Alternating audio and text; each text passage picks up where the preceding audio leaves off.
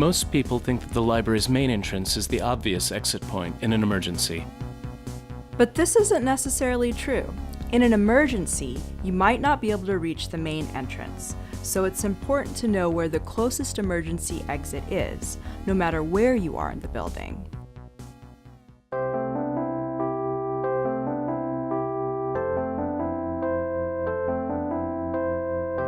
Most of the emergency exits in the library are located in or near the staircases. In the new wing, both the front staircase near the main entrance and the back staircase on the opposite side go from the top of the building straight down to exits on the ground floor. So, depending on where you are, say up in the stacks on the third floor, your most direct escape route in an emergency may be to take one of the two staircases down to an exit on the ground floor. Exactly. In the event of a fire, don't be alarmed if the doors to the stairwells automatically close. Those are fire doors, and they're designed to turn the stairwell into a refuge from smoke. The doors are never locked though, and even if they're closed, you can still use them to get to an exit.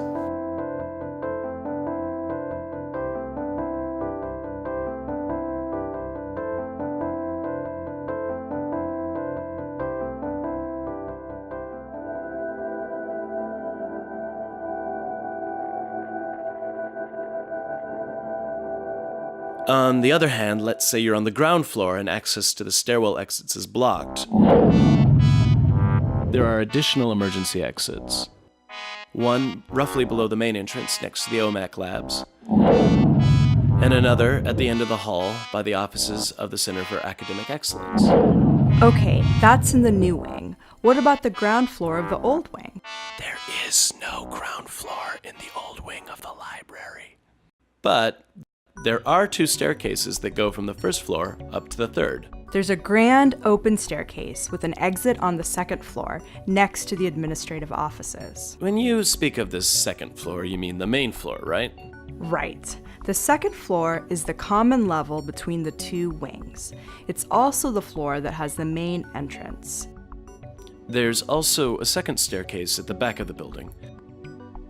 It is less visible than the open grand staircase, but it can be used to go straight down to the first floor, where you'll find an exit in the student lounge. Either of these staircases will take you to an exit, so if one is blocked in an emergency, you can still use the other to get out of the building. If you're closest to the grand staircase, you need to get to the second floor to reach an exit.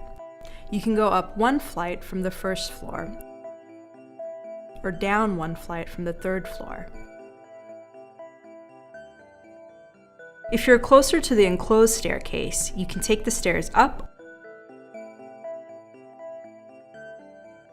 or down to find exits on the second floor near the grand staircase or at the main entrance. However, the best route may be to go down to the first floor and exit through the student lounge. There's also an additional emergency exit next to the Jeffers room on the second floor. So if you're in the Amundsen reading room, you can use the exit near the Jeffers room or the exit near the administrative offices? Right.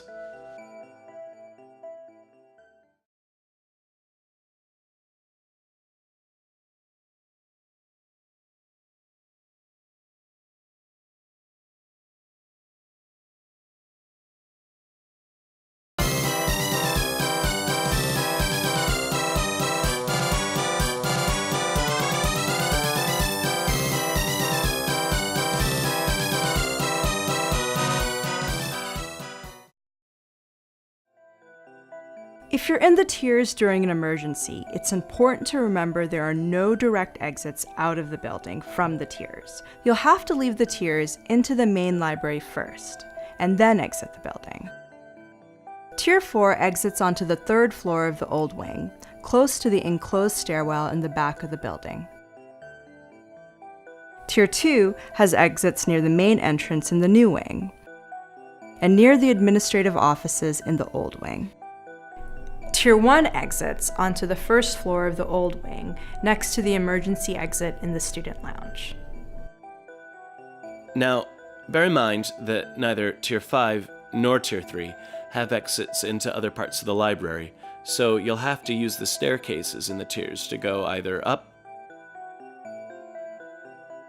or down. Also, most people don't even know that there is a second staircase in the tiers, but there is, and because it's enclosed, it can be used as a refuge from smoke in case of a fire, so it's important to know about even though it's dark and creepy.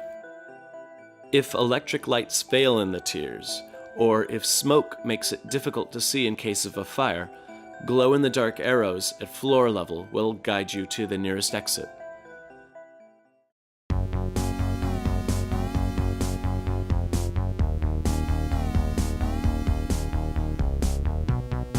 Fire extinguishers and fire hoses can be found in places that are consistent throughout the building. What do you mean by consistent? Well, there are particular spots where you can expect to find them no matter what floor you're on. Oh, I see.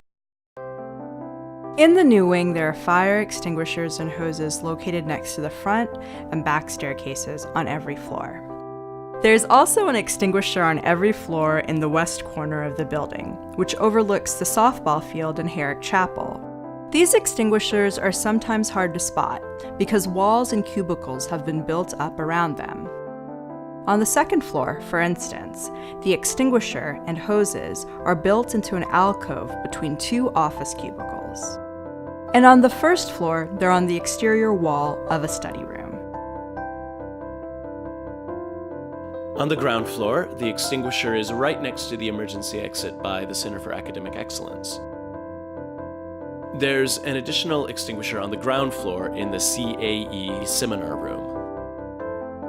There are extinguishers in the same common locations in the third floor of the new wing, although two of them are in the locked stacks of the Special Collections Department.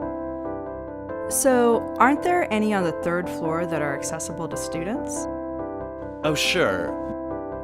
There's an extinguisher and hose by the main staircase, and another one on the outside wall of Special Collections.